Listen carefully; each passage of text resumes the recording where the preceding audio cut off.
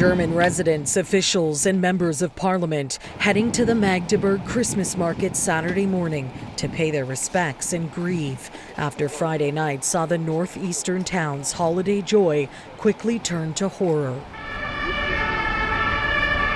It was around 7 p.m. Friday night when reports began trickling into local authorities of a man driving near the busy Christmas market at a high speed. Moments later, that vehicle turned toward the market-goers and began barreling through the crowd, striking hundreds of people.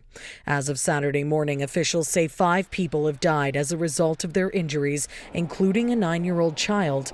They add that more than 200 people were also left injured, dozens of which remain in critical condition. What a terrible act it is to injure and kill so many people there with such brutality. This is a terrible, tragic event in which we must all show our sympathy for the relatives, for the injured, and for the city of Magdeburg. Authorities now have a suspect in custody, a 50-year-old doctor from Saudi Arabia who has lived in Germany since 2006.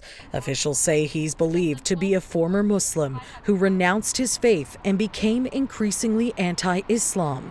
Prosecutors say he may have been unhappy with how Germany treats Saudi refugees, but adds that the investigation into a motive remains ongoing.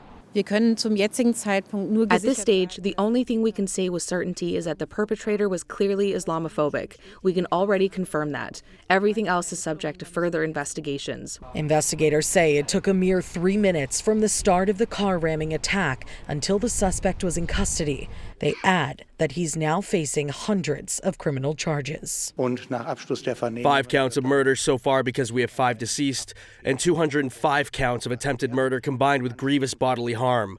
That is what the perpetrator is currently charged with. Now, sources are reporting that Saudi Arabia did send a total of 4 official warnings to German intelligence officials about the suspect prior to the attack, all of which they claim were ignored. The sources say Saudi officials were aware of the man's, quote, fairly radical perspective, adding that he's considered a fugitive in the Middle Eastern country. Germany's foreign ministry has yet to respond to these claims. For City News, I'm Karling Donoghue.